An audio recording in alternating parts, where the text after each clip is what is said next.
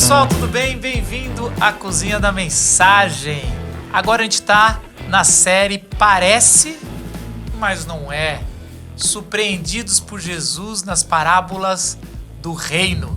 E a minha turma tá toda aqui, ó, toda de um lado. Vocês todos estão querendo estudar internacionalmente, é isso? É?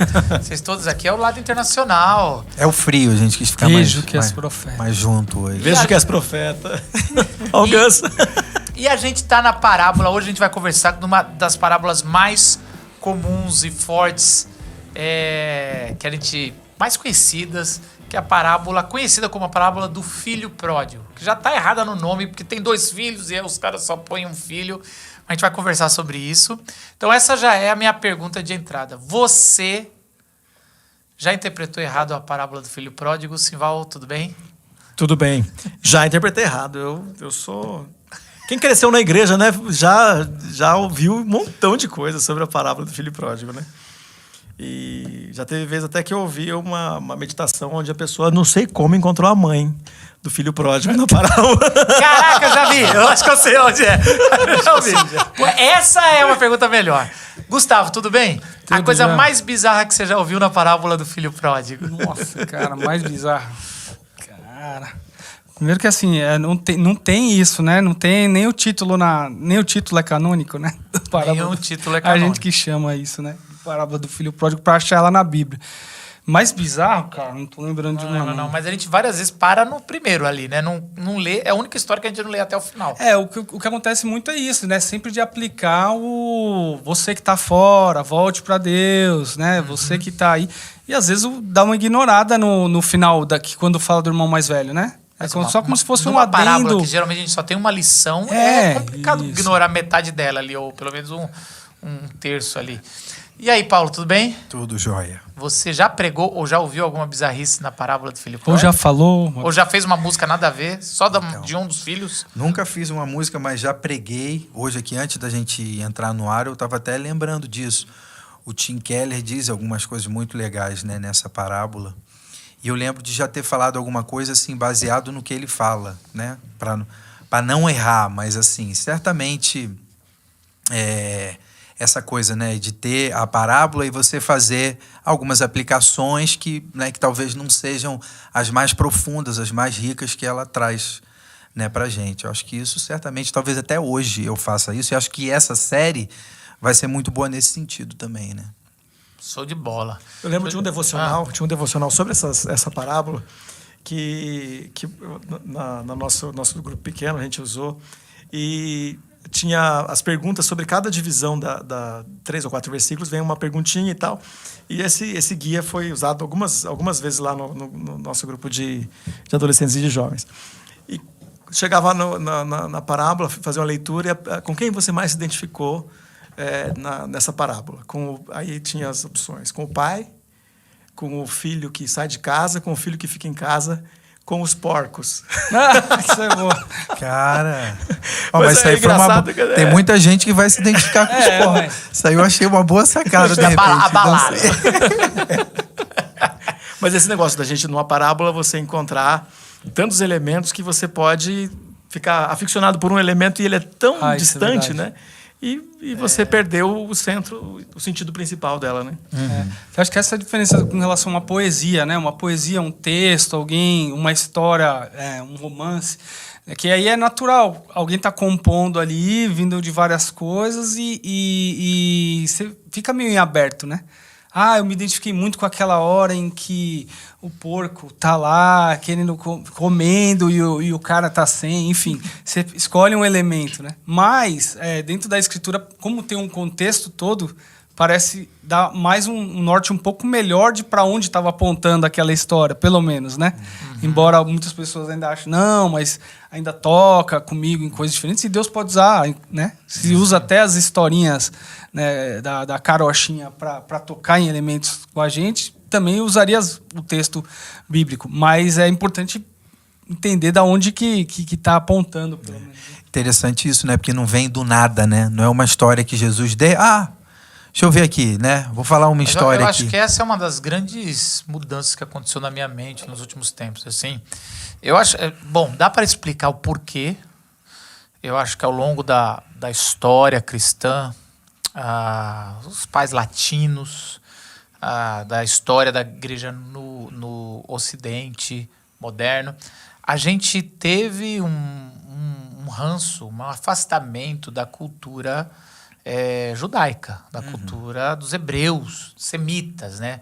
E aí a gente acha que a nova aliança, pelo menos eu, vou falar de mim, acha que a nova aliança é uma coisa totalmente nova, que o primeiro era só para chegar até ali. Chegou, pronto, acabou, encerra, e aí Jesus inventou as parábolas, os símbolos são novos, as coisas são novas. Sem link nenhum. A igreja é a substituta total do que o povo, do que o judaísmo já era, perdeu, falhou, saiu, apostatou. Então a gente tem todo uma narrativa feita que agora é a igreja, e não é ainda a igreja que está na Bíblia, é a igreja que vem 300 anos depois, que é Constantino, que é um novo formato do templo, é a melhor, é um templo melhor, é um sacerdote melhor, que agora chama pastor. Então tudo isso, essa ruptura, trouxe um romper com significados que a gente começou a inventar, assim, ou a não chegar na raiz. E aí traz erros e confusões terríveis. Não entender que nós também estamos dentro de um processo histórico da redenção.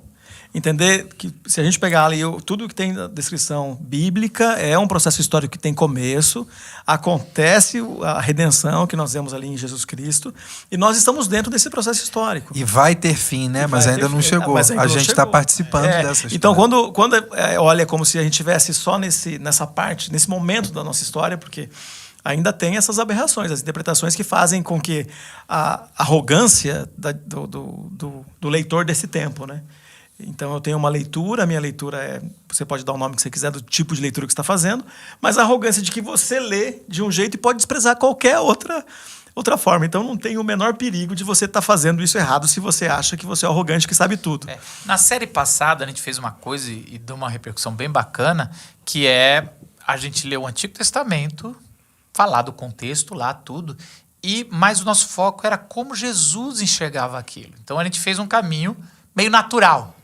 Então, olha, aqui surgiu os 10 mandamentos, ninguém tem dúvida disso, lá em Êxodo 20, mas ao longo da história teve interpretações, e o que a gente quer ficar, nós como cristãos, seguidores de Jesus, a gente quer ficar com como Jesus enxergou, e a gente vai ver que Jesus ele ampliava. Hoje, ou nessa série, a gente vai olhar as histórias de Jesus e ver e voltar um pouco, talvez, às vezes, de onde ele teve essa ideia. Ele inventou... Ou em que outro lugar isso aparece?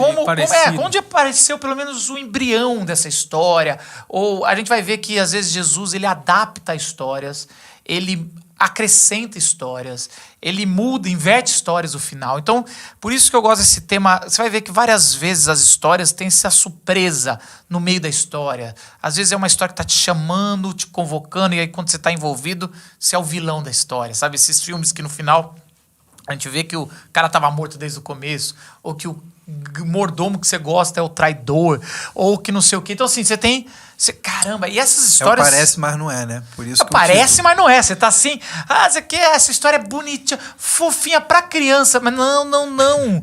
Você tá equivocado. Essa história é muito mais séria.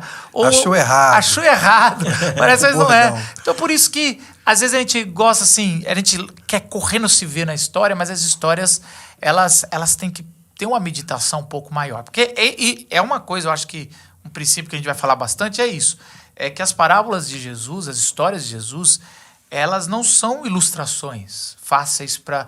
Jesus está falando um montão de coisa, não estou entendendo, Jesus. Então deixa eu contar uma história para simplificar. Fica mais claro. Ele vai contar, aí passa um passarinho, ele fala, o reino de Deus é que nem esse passarinho que passou aqui, ó. É muito bonito. Me deu essa ideia aqui. Ou então assim, ele está andando assim, aí tem umas pessoas colhendo. Deixa eu falar sobre a colheita da vinha. E aí ele vai falar alguma coisa... eu sei que é bonito, às vezes a gente costuma dizer que é um exercício de contextualização, né? De pegar algo que está ali na hora, mas embora tenha isso, embora fosse uma linguagem agrícola que a maioria estava acostumada... as linguagens são da época, é óbvio. Sim, isso, que mas não é nossa. De alguma maneira ele está remetendo a alguma outra coisa, em algum outro momento onde aquilo vai dar um... É uma linguagem que eu sempre comento aqui, vocês falam até que eu tenho que falar, não direta. Então, desde Gênesis, até Malaquias, você tem uma linguagem, a grande maioria é uma linguagem não direta ou indireta. Ou seja, fala, mas fala diferente. Eu vou contar e eu vou, no meio da história, mostrando. Eu sempre comparo com o chefe que está querendo mandar o cara embora.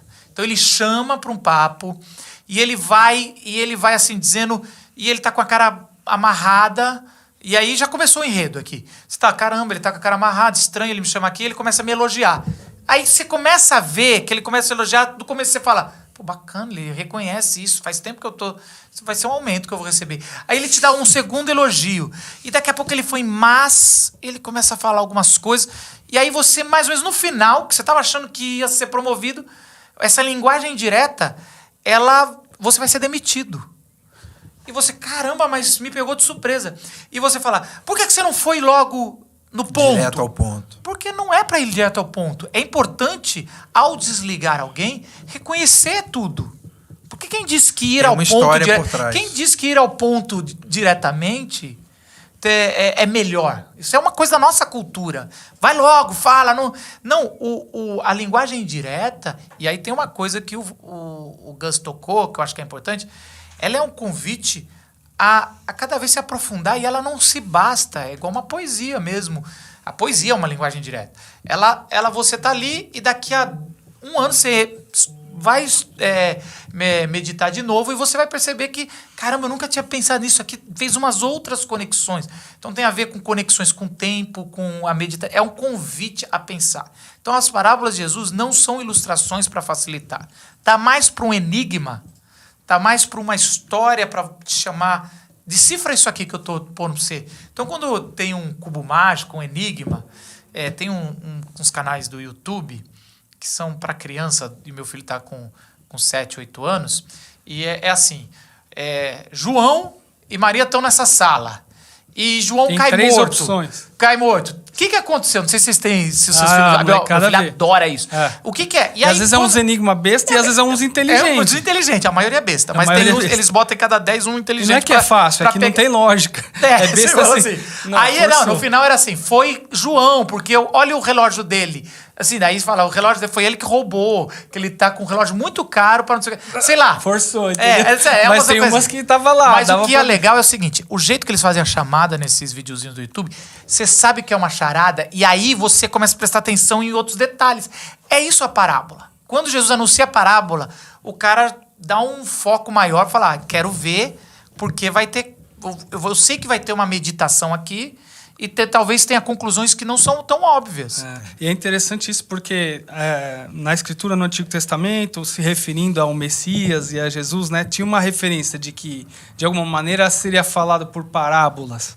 Que ele viria e falaria para que vendo não vejam, para que ouvindo não entendam, de alguma maneira. Então, é curioso isso, porque sim, a mensagem de Jesus ela tem uma simplicidade, uma clareza que para os religiosos era mais difícil de engolir.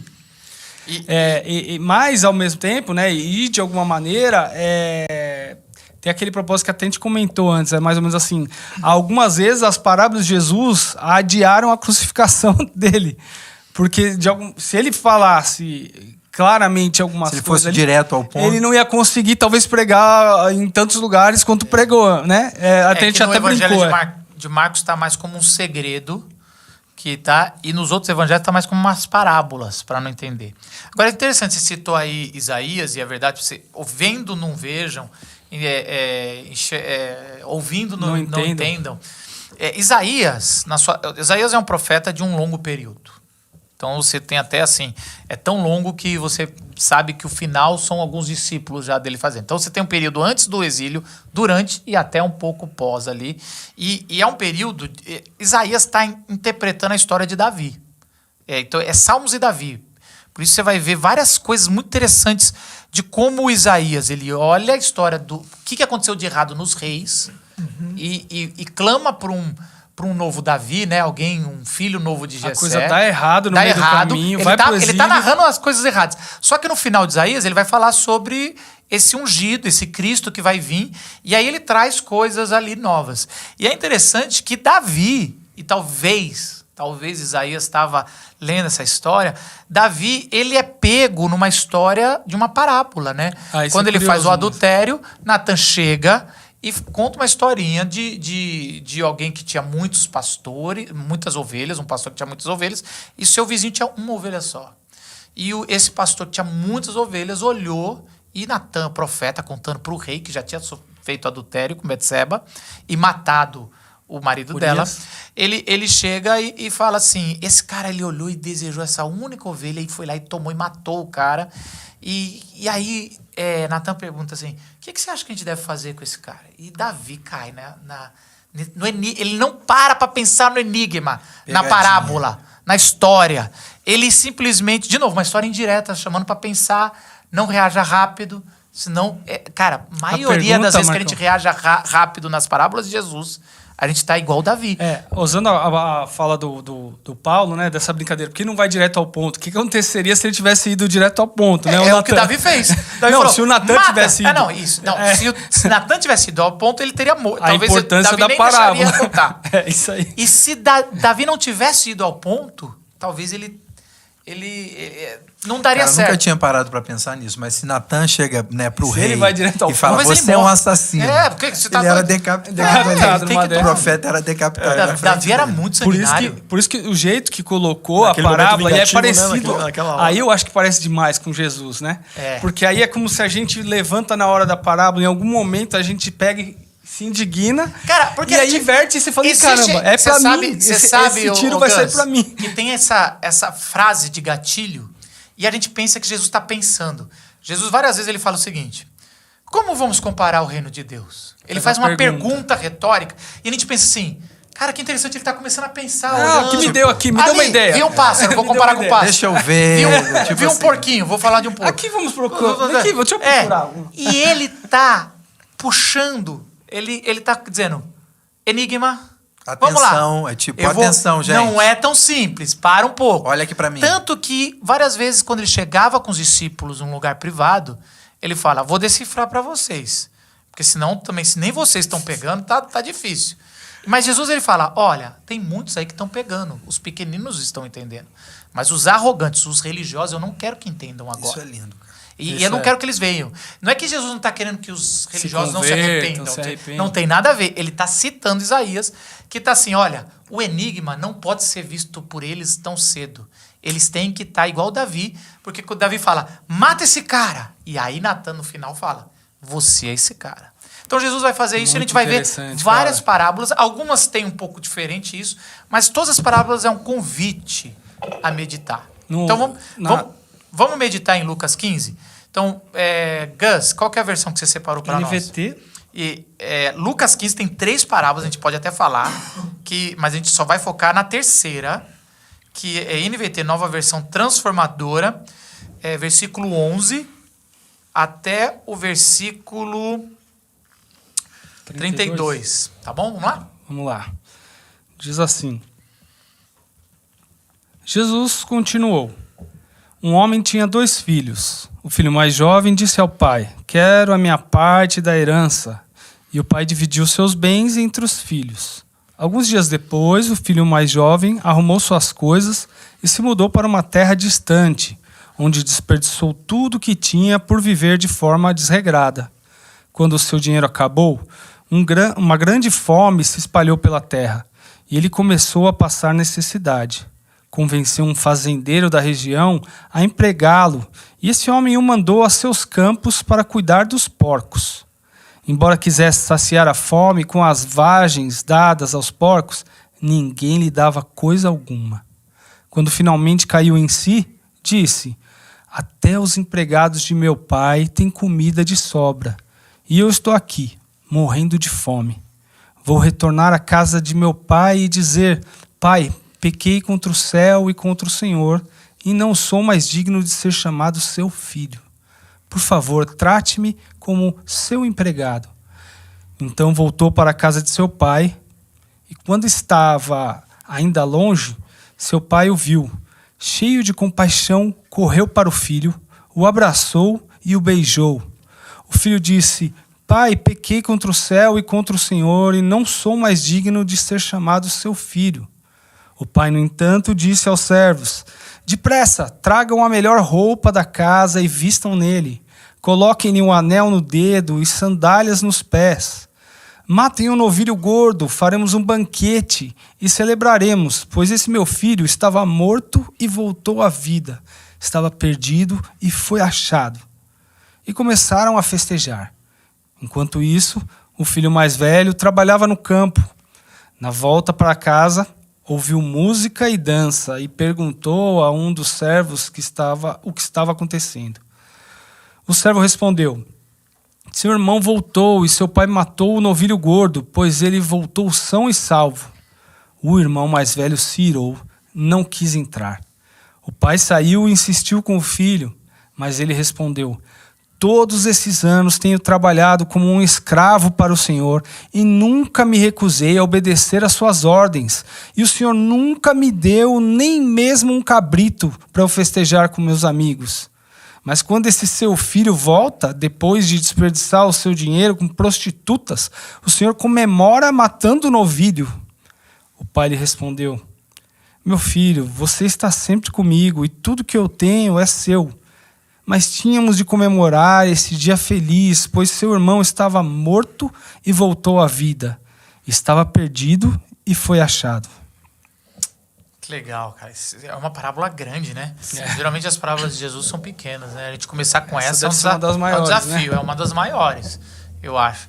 E é interessante, uma coisa já para a gente partir do contexto de Lucas 15, o Lucas 15 ele é provocado dizendo assim: todos os publicanos e pecadores, essas duas categorias, publicanos, os cobradores de impostos ali, corruptos, vamos dizer assim, bem colocado, pecadores, são pessoas claramente excluídas daquele grupo ali, estavam se reunindo para ouvi-lo, Jesus, no versículo 1. Como se ele tivessem, provavelmente, eu acho que é o Timé que coloca que eles estavam num sábado. Jesus está fazendo um sábado de festa, que o tema festa vai ser nas próximas 3 parábolas, ali de comida. E aí, mas os fariseus e mestres da lei, outro grupo, fariseus, mestres da lei, são alguns mais focados na área acadêmica e outros mais do dia a dia, mais mas pessoas com certeza autoridades religiosas de alguma maneira. De zelo e de bom prestígio. Eles falam o seguinte, criticando Jesus. Este homem recebe pecadores e come com eles. Interessante. Então, o contexto... E aí Jesus fala... Então Jesus contou esta parábola. E aí Jesus conta 3 parábolas. Lucas coloca as 3. E as 3 a gente pode falar quando for falar das outras, que eu acho que... Essa aí é uma grande chave, né, Marcos? Essa é a chave se fundamental. Se não pegar isso aqui, a gente nenhuma história de Jesus está voando. Assim, isso. Não é um provérbio. É uma história que tem contexto foi provocada num cenário, numa cena. Jesus contou as mesmas parábolas várias vezes. E cada autor, ou Lucas, João, Mateus, Marcos, ele coloca a parábola da onde ele lembra, mas ele está dando um contexto para aquela parábola. Então você pode ter até a mesma parábola, mas um lembrou de um lado que Jesus contou várias vezes a mesma, às vezes muda um pouco. E então um está lembrando e está com um propósito de contexto diferente. Por isso que lê o que vem antes, né? Você a gente tem que sempre fala aqui, né? Às vezes alguns versículos. E quer matar uma parábola, juntar ela com uma outra que você ouviu muito parecido. E aí você vai pondo, você fala assim, caramba, porque assim, aqui tem um propósito. E Lucas está dizendo, Jesus está comendo com pecadores, claramente pecadores, fazendo um sabático, talvez ali, um sabá, aquele tempo de descanso. Você chamava para refeição ou só as pessoas... Só os da casa, só os que vão. E aí Jesus parece que está ali comemorando. Agora pode qualquer um, né? E exatamente, os fariseus passam ali do lado e falam, mas ele senta com pecadores, porque você não é para sentar com pecadores. E aí Jesus conta a parábola. A parábola tem, as 3 parábolas têm um paralelo incrível. A primeira parábola é bem curtinha, que é sobre a ovelha perdida. Jesus começa com uma pergunta. De novo, não responda rápido as perguntas que Jesus faz em parábola. Fica uma dica aí. Não responda rápido, senão você vai estar igual a Davi. E ele faz... Então, são 3 parábolas que tem um paralelo que a gente pode falar num outro episódio, porque essa parábola que a gente escolheu é tão grande que não dá para ficar... Mas tem a ver com alguma coisa perdida. Você tem sempre uma vez...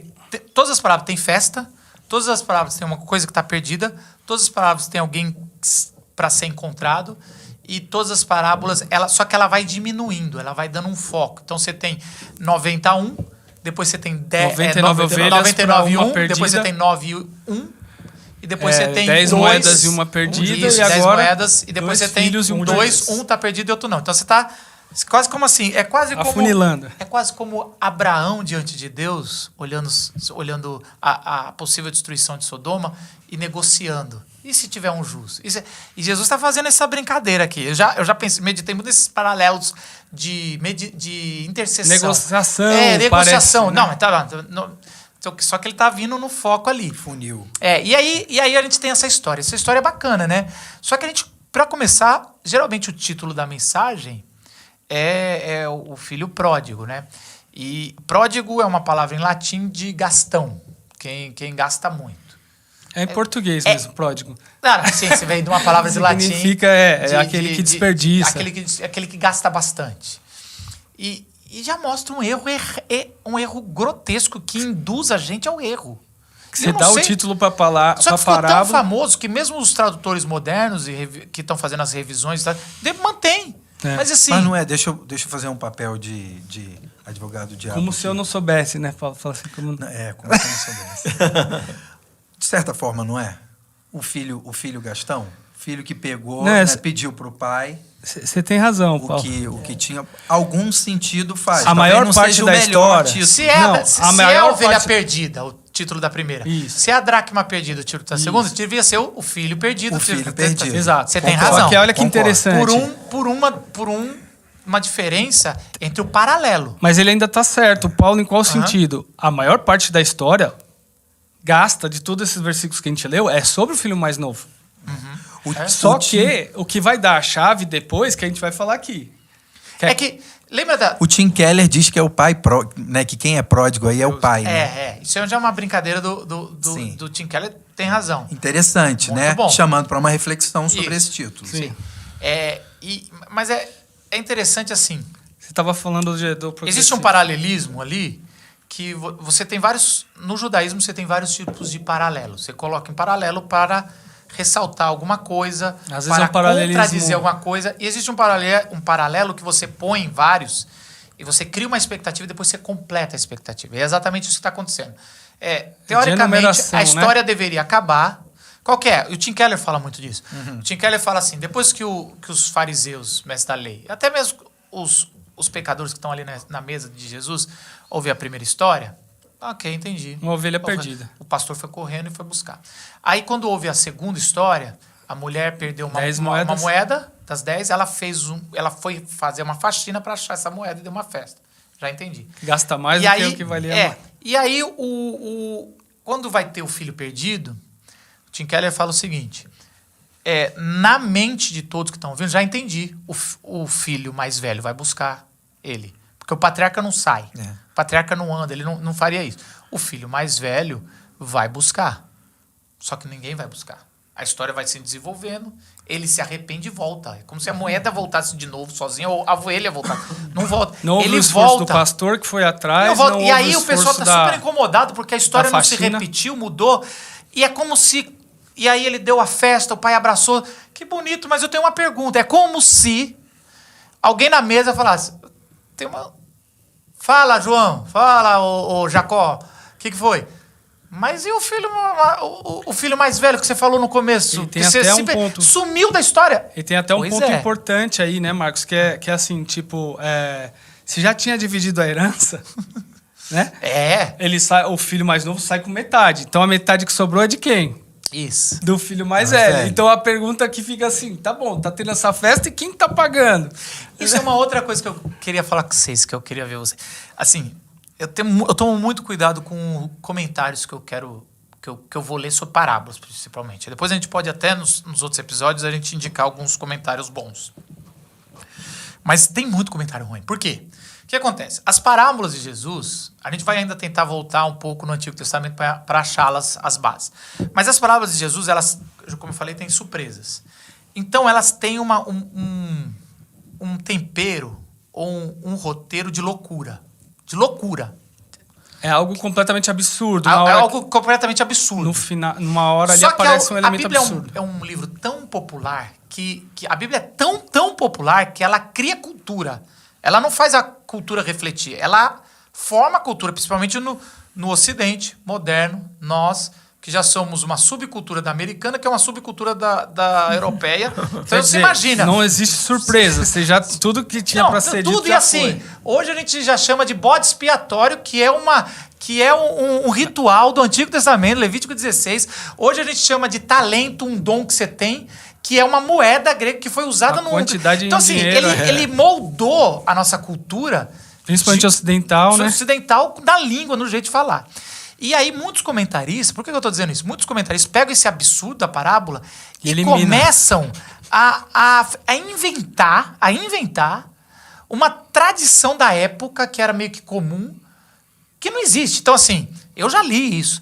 Era meio que comum. Mas será que o cara inventa? Ou ele quer tanto achar uma lógica, assim, ou então ele quer tanto eliminar um incômodo que a parábola causa, que parece que a única opção é eu caçar alguma coisa. Como se fosse para não ter incômodo, né?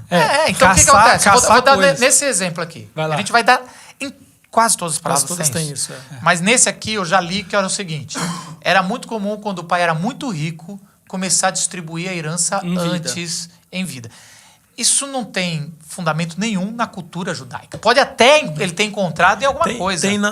Se o filho não for, no caso de uma família de 2 filhos, for uma família que tem um filho mais velho, o filho mais novo e tenha 4 ou 5 no meio, ele começa a dar presentes para aqueles que não vão ter herança, porque tem herança, é o mais velho e o mais novo tem herança. Quem não tem herança são os do meio.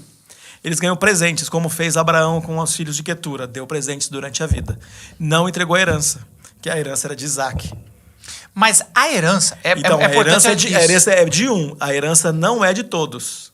No nosso caso aqui, nesse momento da nossa história do mundo, a herança de um pai rico é dividido para os seus filhos e netos. Hoje eu estudando o pessoal de herança... O que é até mais grave, porque o filho mais velho, em tese, teria toda a herança. Não, por exemplo, então ele já se sente ofendido de partida. Como é que você vai dividir? Eu estava ouvindo de um chinês sobre que a maioria, não sei se ainda é, mas a herança é dada ao neto. Ao neto e os pais, não dá tempo do têm filho direito. Não é sobre ficar. E os pais têm direito de administrar, ainda mais que nem nasceu, mas eles não podem vender porque é do neto. É um jeito de manter o patrimônio a riqueza na família, muito mais tempo. Você tem hoje um jeito que vocês fazem. Você pega todo o seu dinheiro, joga para uma empresa e você faz cria. Uma holding. Você faz uma holding e você passa não passando, em vida. Você fica sócio, e aí você coloca todos Acho que eu vou fazer isso aí. Todos os seus bens, hein? É muito importante. Você pega cada CD e vai fazer. É o jeito que você vai. É o jeito da gente resolver. É o jeito de resolver hoje esse problema, né? Mas o que eu quero dizer é o seguinte: quando você faz isso, você elimina um incômodo que é uma chave de interpretação. Pra estar lá. É ofensivo, e é isso que tem que ser, um filho pedir a herança com o pai vivo. É praticamente. Tem muitas mensagens subliminares aqui que eu quero você morto, ou o que me importa é a sua riqueza, ou eu tô indo embora, não tô nem aí com você. Você chega e fala, eu quero minha herança, minha parte da herança. Mas, Marcos, será que faz sentido esse negócio de que a herança não era por mais velho? Não, e ainda o mais novo pediu uma herança. Tipo assim, aí o pai pode decidir, porque ele não morreu ainda. Mas o mais velho fica assim, esse negócio ia ser meu. Não, tudo bem. A discussão aqui é um choque. Lógico. Sim, começou com... Vários choques. Já começou muito errado. Começa com o caçula dando ordem. O caçula dando ordem. O pai acatando. E o pai acatando. E a ordem é uma coisa... ofensiva. Eu estou indo porque eu quero ir embora dessa cidade. E pouco me importa se você, ainda tá vivo. Então, de novo, não tem como... Todo mundo que está entendendo que é uma história de uma família judaica. Tanto que nos povos longes tem os até porcos. Porque todos os citados, todos os citados aqui, que estavam ouvindo, eram uma audiência judaica. Isso, porque as famílias judaicas, eles criavam ovelhas, eles tinham esses colares de moedas. Era comum ali. Então, ele está trabalhando uma família que está ofendendo a honra do pai. É de uma cultura de honra e tudo. E vai. Então, assim, esse é o primeiro absurdo da história. Tem vários absurdos. Essa história é uma sequência de absurdos. Porque o absurdo, o segundo, é o pai perdoar, fazer tantas coisas.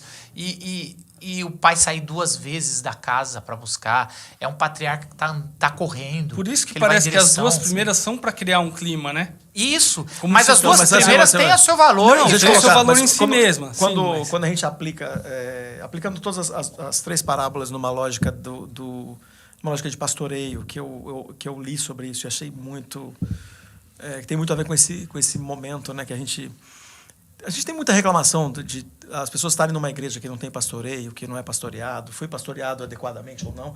São reclamações que qualquer pessoa que pastoreia ou que é de uma equipe de liderança de uma igreja ouve bastante sobre isso. Ou até a gente se sente assim, mesmo a gente sendo também pastor. sente isso, mesmo sendo pastor, né? Quem me pastoreia? Cadê o meu pastor, né? Mas a apresentando a lógica da parábola fala o seguinte, que na primeira parábola você tem uma ovelha que se perde, ela se perdeu por inocência. Então, quando a gente considera as pessoas que nós estamos cuidando numa jornada de fé, quem se perde por inocência, a gente sempre vai atrás. Porque é inocente, não sabia dos riscos e dos perigos que estavam vivendo e a gente vai atrás. Tem aquela que se perdeu por descuido da parte, né? No caso da parábola da moeda perdida, que se perde pelo descuido de quem devia ter cuidado. Então, o descuido também é justificável por quem vai atrás. E na terceira é a pessoa que se desliga porque quer. Nós nunca vamos atrás de quem se desliga porque quer. Ela precisa cair em si e voltar. Quando voltar, está todo mundo de braço aberto. Mas ela precisa cair em si. Ela é uma questão de decisão. Então, eu achei que isso é profundo. E quando a gente olha para o tipo de pessoa com quem Jesus estava conversando, isso tem muito sentido. Porque ele está conversando com pessoas que são desse jeito. E a gente entende que Jesus veio para buscar o perdido. Numa mensagem completa da missão dele, veio para buscar o perdido.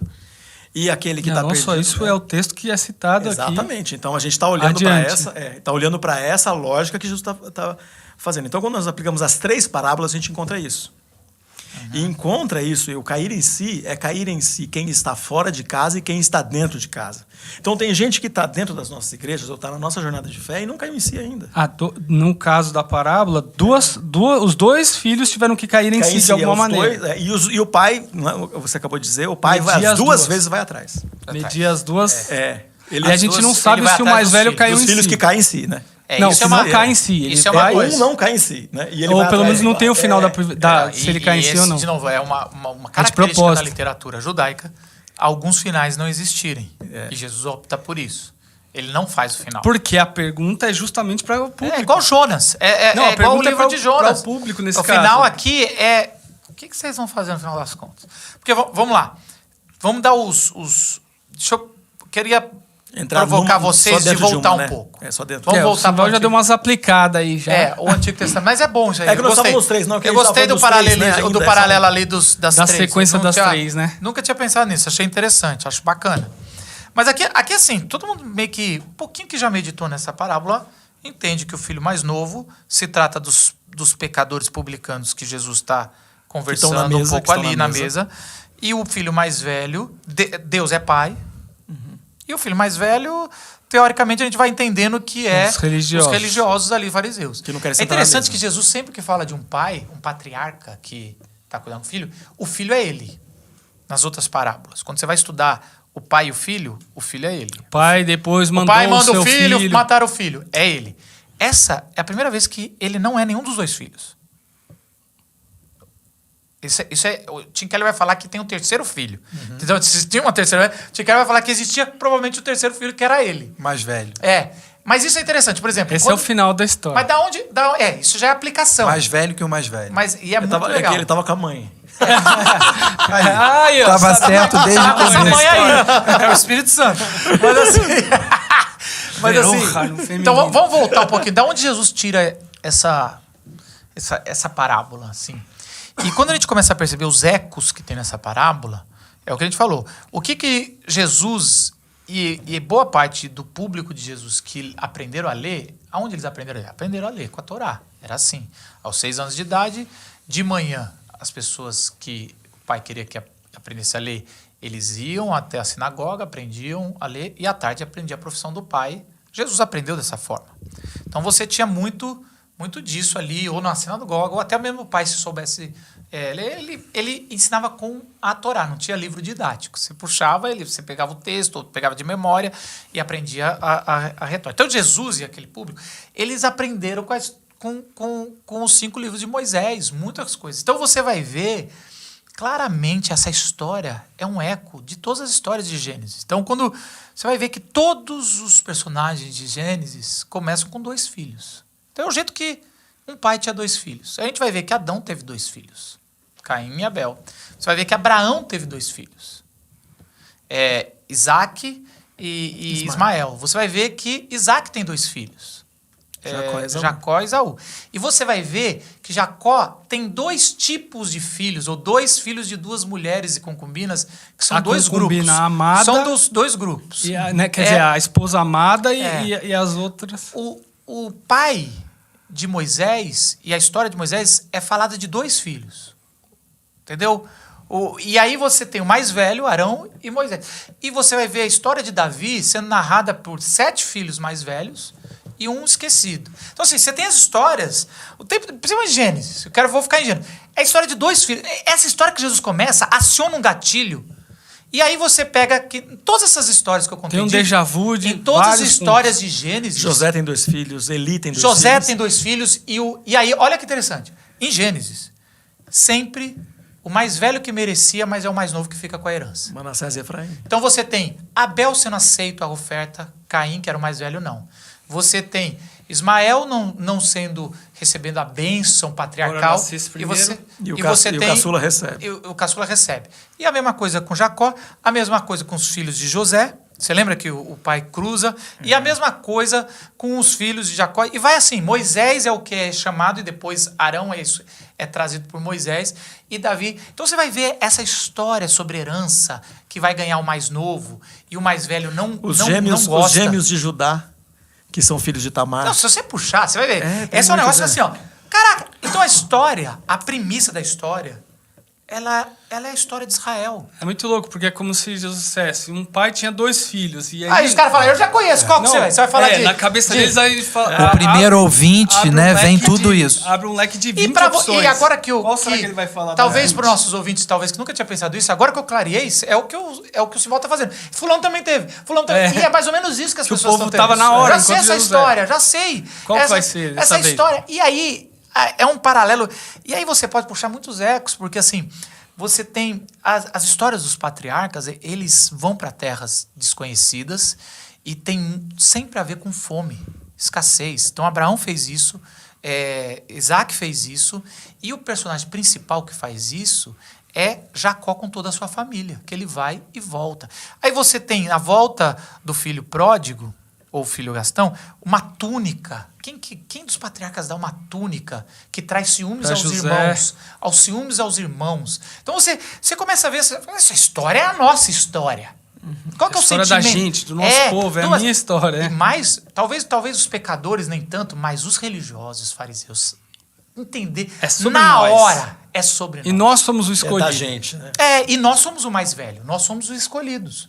Nós somos o que vai receber a bênção. O filho amado. O primogênito. E aí, Jesus ele continua a história, faz os mais novos se resolver. O mais novo se resolver, dizendo assim, o mais novo está resolvido. O mais novo volta. Como se Jesus dissesse, o mais novo está resolvido. Muito interessante esse negócio do comer os porcos, quase como escravo. Essa palavra servo vai desenvolvendo a história de Israel como escravo. Aí ele volta, tem uma festa. Ele cai em si, né? Usando a expressão que o Simval falou. E aí a história no final tá bonita. E o mais velho que sou festa. eu, né? O fariseu pensando. Agora, aonde foi que tudo começou? Jesus está sentado numa mesa com pecadores, com ele, e vem um outro irmão e reclama... Eu não vou sentar nessa festa, não. Quem é você que senta com pecado? É exatamente... Esses caras não são dignos de sentar da mensagem do reino. Eu não sento na mesma mesa que esses pecadores. Eu sou melhor no reino. Jesus foi pegando os caras. Quando eles perceberam, eles estão dentro da história. Eles estão dentro. Porque ali está tendo uma ceia, provavelmente uma festa, um momento de compartilhar. Jesus está compartilhando. E é quase como Jesus falasse... Gente, eles foi perdido. Tudo que é meu é seu, gente. Eu tô com vocês, mas eles foram achados. Eles estavam perdidos e foram achados. Isso, cara... Ninguém sentava na mesa com eles. Agora tem mesa para eles. Mas eu acho que o Marcos falou... Tem lugar na mesa, né? Na minha cabeça, a figura ficou muito assim, como se eles fossem chegando com as histórias. A primeira parábola, entendi. A segunda, entendi. Só que a pegadinha eu tô já no meio, não consigo mais sair, porque já tem um monte de gente. Na primeira e na segunda, eles ainda conseguem se manter fora. Na terceira, ele fala, deu ruim, né? Eu fui pego, eu tô dentro aqui. Eu tô aqui desse Eles não pegaram esse momento. Eles não pegaram, tô passando vergonha viram, aqui. porque a história, quando continua, Aí ele já não tem mais como falar. Não quero mais ouvir. Porque aí ele fala assim que o mais velho começa a reclamar. E aí o patriarca vai lá fora conversar. E aí, a parte, por isso que eu falo, a parte final é a parte que está fechando o arco dos Que dois começou, primeiros versículos isso, de no Lucas verso 15. 1 do Lucas 15. Ele vai falar. Uma coisa que eu fico, né, que não dá pra gente saber, mas será que esses caras caem em Compreendem, si, né? os que provocaram a questão? Talvez alguns, né? Talvez Não, outros ainda não. Não. Apesar de... Eu acho que a gente olha para esse grupo, né? A gente rapidamente coloca eles nesse campo do religioso intratável, né? A gente sempre coloca nesse grupo, né? É intratável, é irrecuperável. E a gente é só olhar a nossa história, né? Um pouquinho antes da gente começar aqui, eu estava falando de um sermão que eu preguei ele em 2004, depois em 2012, alguma coisa por ali, e agora novamente, de quanto de legalismo tinha na primeira versão, diminuiu na segunda e o que tem agora. Então, pensar que, de alguma forma, a gente pode ver essa lógica religiosa que a gente fica pensando que parece que não tem como Deus transformar ou tocar nisso e fazer com que esse zelo se torne amor por Jesus. Piedade, né? E a gente coloca como se isso fosse automático, cara. Como se fosse ouvir uma vez e o cara, putz, é mesmo, então sou a gente eu. vai ver, Nicodemos é o cara conversando com Jesus que a gente conhece ali, da conversa direta com Jesus. A gente vai ver na morte e ali no túmulo, né? José de Arimateia é um outro. Vai ver Jairo como um outro. Né? Um outro mas, religioso, por exemplo, e vai ver Paulo como um símbolo maior dessa religiosidade transformada em zelo pela graça, pelo perdão que a gente tem em Jesus. Né? Mas às vezes, por exemplo, a gente vê uma pregação em Atos e aí fala não sei quantas pessoas. Mas e essas pessoas? Né? Não fala da... Mas essa levou, né? O que eu quero dizer com isso? Você não sabe quando essa ficha vai cair.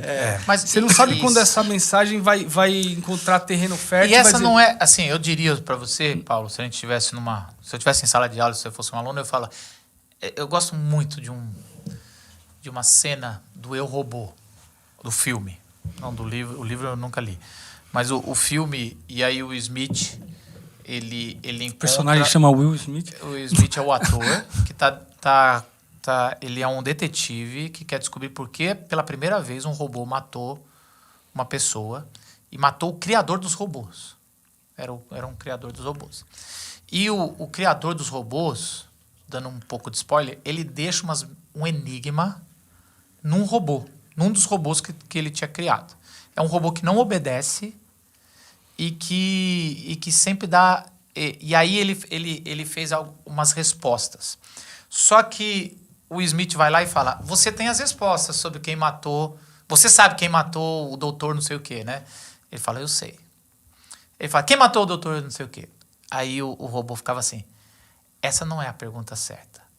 E aí, o Smith ele tem que fazer a pergunta certa para destravar no código do robô, do enigma, para que ele fala quem matou. A programação, para acionar. Porque assim, na verdade, o cara tá prevendo um futuro alguém perguntando e ele fala, só quando ele precisa fizer caminhar, a pergunta certa, ele precisa caminhar até aqui para fazer a pergunta certa.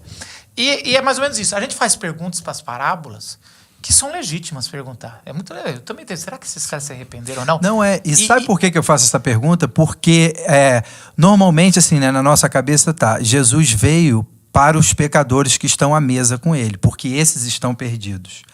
Mas a gente sempre lembra que tão perdidos quanto esses, né? Os religiosos também estão, só que do outro lado da história. O Sival deu exemplo de alguns desses que eram conhecidos apesar que a parábola não fala isso. Não é sobre isso. A gente não é isso que ela quer falar. pressupõe que tá fora da festa tá perdido.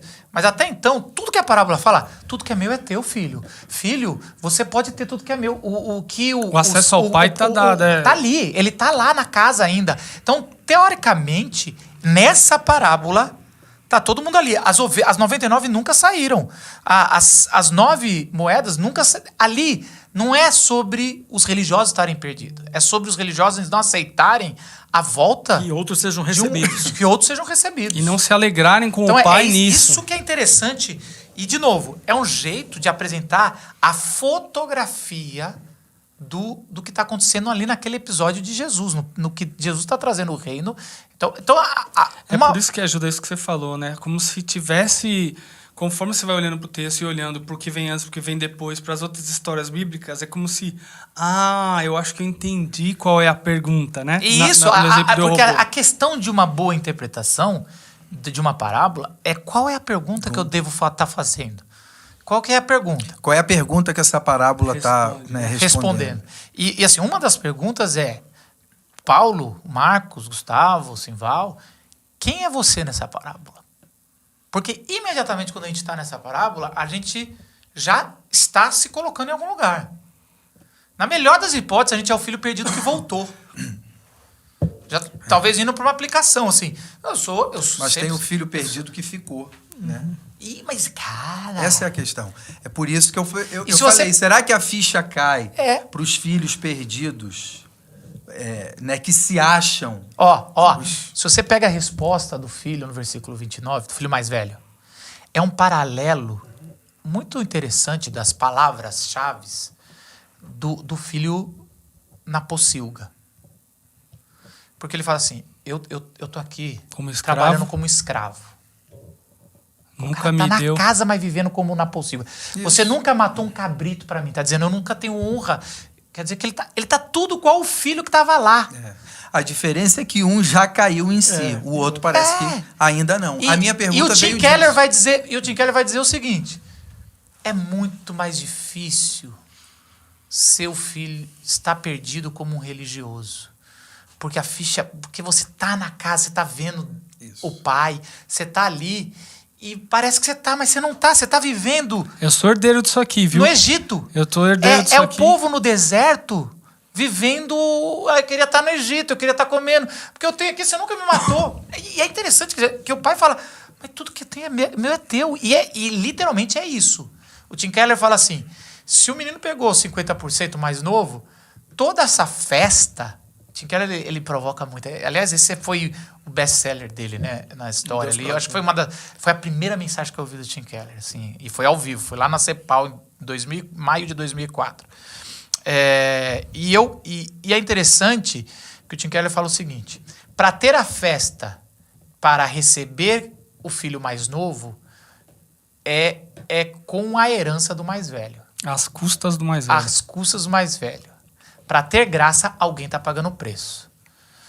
Cara, é isso. Cara, é muito isso. E como eu sou filho de evangélico, eu sou filho de pastor, eu sempre vi essa parábola como esse negócio da bebida, da dança, da prostituição. Que até a acusação que ele fala, né? Não aparece no texto, mas ele fala, teu filho gastou com prostituta. Aparece no texto. Não, fala, gastou dissolutamente. Com meretrizes. Não, fala meretriz a palavra ali. E aí ele volta, cara, e você que gastou com isso, você dá uma festa, um banquete. E é exatamente assim, igual Abraão. Abraão, quando o filho desmama, Ismael, ele mata o novilho. É aquelas festas especiais. Tem festas especiais dos judeus que eles matam, que é quando um filho nasce ou desmama, né? Que agora e é quando o mais velho quando casa. E é nesse contexto desta festa que Ismael é expulso, Ismael e Agar. Um dia depois. Porque então tem essa festa, tem a festa do casamento. São tudo festas que depois Jesus vai fazer paralelos com a chegada dele ali, com o noivo, com o nascer de novo. Né? Cada festa tinha uma forma de lembrar alguma coisa que trazia um ensino. Né? E que tudo isso tem parábola. Interessante, a gente pode ir. Mas eu acho que isso para mim marca muito, assim, porque eu sou mais velho. Então, assim, é esse negócio de eu sirvo a Deus, mas não serve por amor, serve como escravo. Fica cobrando coisas que já temos, sabe? O Senhor nunca me deu isso aí. Eu tô vendo aqui, ó, fulano tem um carro mó bom, eu não tenho. Eu reclamo, né, de movimentos que se voltem mais para os que não são, né, da minha realidade aqui dentro da igreja. Os quais eu não me identifico. Mas isso é muito desconfortável para mim, né? Eu gostaria, né, de uma liturgia igual a que eu tô sempre acostumado. E alguém mudou alguma coisa, cantou um outro tipo de música que eu não gosto, enfim. Aí só quem já teve em igreja diferentona em relação àquilo que você já esteve, né, que você vai encontrar uma experiência, né, diferentona. Eu tô falando assim, a gente vai encontrar o diferentão nosso aqui no Brasil. Mas a gente que já viajou um pouco para fazer missão, a gente vai ver jeito de fazer culto tão diferente da gente. E você vai encontrar lá o evangelho. E essa é uma coisa, né? A gente falando, se eu tivesse aqui, eu mudava essa cultura, porque você não consegue interagir minimamente de respeitar que o outro tem um jeito dele de adorar, né? Então, essa é uma coisa interessante. A história que mais me impactou sobre quando a gente entra na história dos dois filhos é um paralelo escrito pelo Philip Yancey no livro Maravilhosa Graça. É a história mais, assim, que eu me lembro. Quando eu li esse livro, eu estava começando a liderar jovens, tinha voltado para Jesus fazia pouco tempo. E eu me lembro de como foi surpreendente conhecer a graça na qualidade daquele texto, né, que é um dos clássicos que nós temos de literatura pro mundo cristão aí. Quem nunca leu deveria gastar um tempo. Esse livro vale a pena. Mas ele descreve uma filha que um dia ela foge de casa. E ele fala o seguinte: essa filha foge de casa, a filha sabia que os pais criaram ela para odiar a cidade grande. E que tudo de ruim tinha na cidade grande. E a única cidade que ela não deveria ir é essa cidade grande, porque tudo de ruim acontecia lá. E aí, um dia, ela, desgostosa com tudo que estava vivendo naquela casa, ela resolve fugir de casa. E ela vai para aquela cidade grande, onde os pais sempre falaram, tem tudo de ruim lá. E ela chega lá e está no inverno. E não tem onde ir. O pouquinho de dinheiro que ela roubou dos pais, ela consegue resolver o problema por uma noite, depois não consegue mais. E logo aparece um homem que promete que vai resolver o problema dela. E, lógico, tem uma troca. E aí tem, supostamente, um abuso. Mas se ela ficar quietinha, ele dá um remédio para ela, para que ela fique bem. Só que umas pessoas vão visitar ela. Isso me lembrou muito o episódio do Sandman. Mas... no dia a dia, ela vai recebendo visitas e vai adoecendo. Um dia ela vê uma foto dela numa caixa de leite. Que é típico nos Estados Unidos, quando uma criança desaparece, né? Tem um formato que era, né, na década de 90, quando alguém desaparecia. Não sei se continua sendo assim ainda hoje. Mas ela vai degringolando ali naquele universo. E, de repente, acontece que ela já não é mais interessante para aquele homem expulsa ela. Ela tem algum dinheiro e ela resolve, finalmente, ligar para a casa dela, que ela lembrava um número. E na hora que ela liga, ela pensa 1000 coisas. Será que meu pai vai me atender? Será que ele quer saber como é que eu estou? E na hora que o telefone toca, e quando ela fica em silêncio, o pai fala do outro lado assim, filha, pode voltar que eu estou te esperando. E ela toma um choque, ela fala, mas é só voltar, eu estou te esperando. E ela compra a passagem e está voltando para casa. E vai vendo as placas, né? 100 milhas, 50 milhas, 30 milhas. E quando o ônibus chega, ela começa aqueles pensamentos. Mas será que é só meu pai que queria? Minha mãe, eu não falei com minha mãe não quer. Eu acho que ninguém mais quer. É só meu pai que queria, acho que ninguém vai me aceitar. E na hora que ela chega na rodoviária, tá a família dela inteira esperando ela. Todo mundo com um chapeuzinho de festa esperando ela e abraça ela. E ela começa a contar a história e querer pedir desculpa e falar alguma coisa. Fala, não, filha, vamos logo que a mamãe está esperando a gente em casa com a comida que você mais gosta. É esse o espírito dessa parábola. Para aquelas pessoas que querem voltar para casa. Então, quando a gente olha para essa história desse jeito, a gente fica sempre pensando que quem volta é assim, é meio que a gente recebe por obrigação, né? E Jesus está ensinando uma outra lógica, que não é por obrigação, não. É com celebração. É com festa, não recebe por obrigação. Eu preparei tudo isso, é justo para essas pessoas aí que não se achavam em casa um dia, achou que tinha que ir embora, porque ele achava que a casa não era dele. E era para ser lar a vida toda, né? E ele quer que as pessoas encontrem o seu lar. Linda essa imagem. Cara, tem um filme também que eu não vou lembrar o nome aqui, e eu não tô com meu celular aqui. Mas que eu acho que vale a pena também, assim como, né, material de apoio, né, sugestão de leitura de filme, né, pensando na série, que é muito lindo também, cara, de uma meretriz que o cara, né, se apaixona por ela leva ela para casa dele e tal, toma conta, limpa e tal, e ela volta. E ele vai atrás dela e busca de novo, enfim. Falando desse amor né, de querer resgatar, de querer trazer, de querer ter de volta em casa né, e de perdão, e, enfim. E ela não se achando digna. Isso é um paralelo. Falando, não, mas não é possível que você me ame desse jeito. É o sentimento dela o tempo todo. E a luta dele para conseguir revelar para ela esse amor. Muito lindo o filme. Depois eu passo o nome. Eu quero ver. Tem algum filme, alguma imagem, um livro que te remeteu aí, lembrar dessa parábola? Gustavo? Cara, eu acho que para mim a força da parábola, não estou lembrando de algum livro ou filme agora, mas onde ela mexe comigo é quando eu percebo que eu sou aquele que não dava valor para o pai. Eu acho que é sobre isso, né?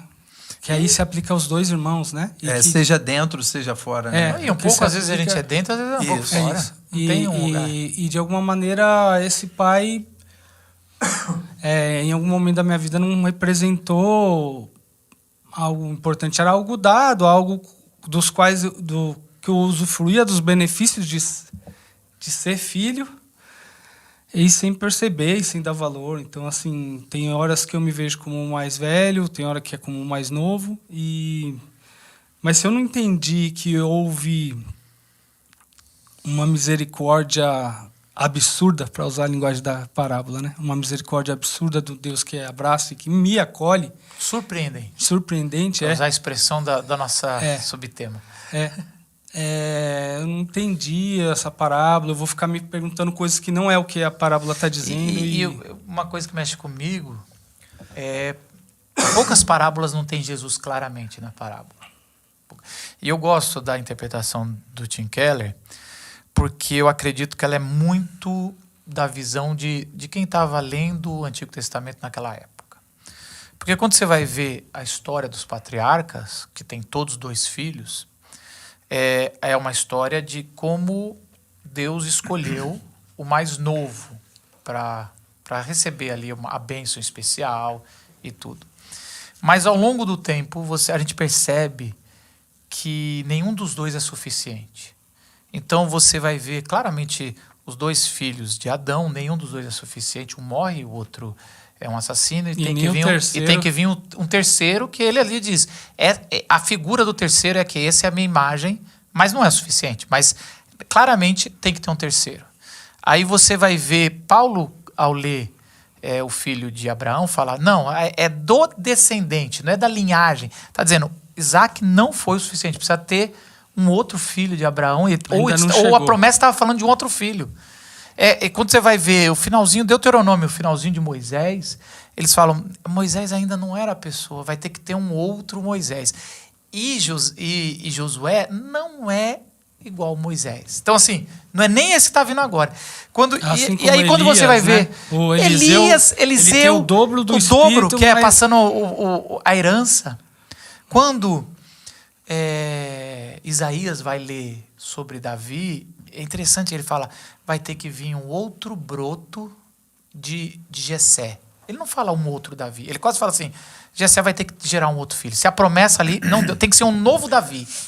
Então, assim... Cara, só uma coisa. Vocês estão falando isso, eu estou lembrando do título, né? Que tem várias aplicações. Uma delas é essa, né? Parece que é, mas ainda não é. Não é, exatamente. Né? Parece muito que interessante. Toda vez parece que não é. Agora vai. E é isso. Os 2 filhos, parece assim, já chegamos ao final da parábola. Parece que chegou... É o filho de Davi. Então a gente agora tem que escolher. Tem aqui que é muito legal. A gente é o mais novo ou é o mais velho? Ou Jesus é o mais novo ou é o mais velho? E aí... Por que eu estou dizendo isso? Toda a história dos 2 filhos na Bíblia hebraica, ele remete a precisa de mais um. E aí o Tim Keller vai falar, o terceiro é o que vai atrás dos 2. O terceiro é o que faz o papel do pai. Ele abraça o mais novo e vai lá para o mais fala, tudo que eu tenho é teu. E é o que Jesus faz. E é praticamente Jesus contando. E o terceiro é quem está contando a história, né? Muito interessante. Que é Jesus. Então assim, o terceiro tem um terceiro. precisa ter um terceiro. Sempre é precisou. Desde Adão, desde Porque é ele, Abraão. Jesus, que está falando com o filho mais novo na figura dos pecadores citados, e ao mesmo tempo está se dirigindo aos mais velhos na figura dos religiosos. Ele está revelando que esse pai, o que esse pai vai e faz na parábola, é ele que fez vindo em carne. E que está diante daqueles religiosos que esperavam a Jesus promessa diante de Israel, da mulher do poço também. Se esperava você o- soubesse quem sou eu, né, e o que eu tenho para oferecer, é mais ou menos isso. Jesus ali contando essa história diante de pessoas, no final das contas, sedentas. Quem sabe, quem não sabe, que tem aquela necessidade, aquela sede. E se você reparar mesmo, em Lucas 15, 1 e 2, tem 3 personagens principais: os pecadores, o religioso e Jesus. Jesus está contando, somos 3 aqui, filhos de Deus. E eu vou te falar, Só que o único eu que sou- revela o caráter do pai, como se Jesus estivesse dizendo, sabe aquele pai que um saiu e o outro está vivendo na casa e não está reconhecendo? Eu sou aquele que está revelando esse pai, né? Por isso ele é o irmão mais velho, ou o terceiro irmão que está dizendo, eu venho aqui revelar o pai para vocês. Vocês têm que lembrar quem é o nosso pai, qual é o caráter dele. E aí que eu nos acho, aceita, e aí que eu nos- acho que é porque a parábola acaba antes. Assim, ele usa esse recurso de... O que aconteceu, gente? Mas aí não sabe se entrou de... Não. A parábola... Vocês, é quase como assim, vocês sabem que precisa de um terceiro. Vocês sabem que a história clama por isso. Todos nós. E nós precisamos, porque a gente quer se encaixar como religioso ou como profano. E nada disso importa. A pergunta certa é, como isso é possível? Como é possível estar na casa? E aí, Porque no final tem a ver com aquele que viabiliza essa história às custas de si mesmo, que é o próprio Jesus que se dá na cruz. É. E fala, eu vou pagar essa conta e eu vou atrás dos meus irmãos. E o que eu estou fazendo aqui na Terra, que uma dos lemas, né, nosso aqui é que tudo, afinal de contas, está falando sobre Jesus. E falando sobre o reino. Então Jesus está dizendo, é isso que eu estou fazendo aqui. Ele como atrás mais de mim velho que porque vai abrir mão, né, É. na verdade, do que ele teria Isso. direito para... É isso é o que eu te quero falar. Mas trazendo essa lógica que o Marcos está falando, é como se fosse assim, cara, está diante de vocês aquele que vocês estão esperando, o terceiro Isso, irmão, o definitivo, sou eu aqui. Sou eu. E por um outro lado, Jesus é o pai ali, amoroso. Sim, porque é ele que revela. Porque é ele que está revelando. Porque na primeira parábola, ele é o pastor que vai atrás das ovelhas. Na segunda, ele é a mulher que procura. Ninguém vem ao E pai na senão terceira, por ele é mim. o pai que revela o pai. Né? Ele é o pai que é amoroso, que está indo lá fora Eu e o pai somos um. tudo é de vocês. E eu é tô falando sobre interessante, esse pai o tempo é inteiro. interessante, ele fala, ele estava morto e agora vive.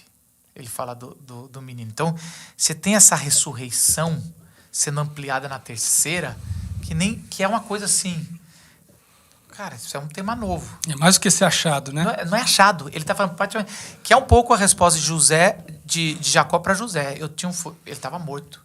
E quando ele vê, ele quase tem um treco que ele fala, você estava morto. Porque estava morto, porque os irmãos tinham mentido que ele tinha morrido. E voltou à Ele vida. celebrou Ele celebrou, não. e Ele teve que processar esse luto. Você Por sabe, anos e anos, Estava né? morto, filho. Então é muito, muito bacana. Tem muitos paralelos.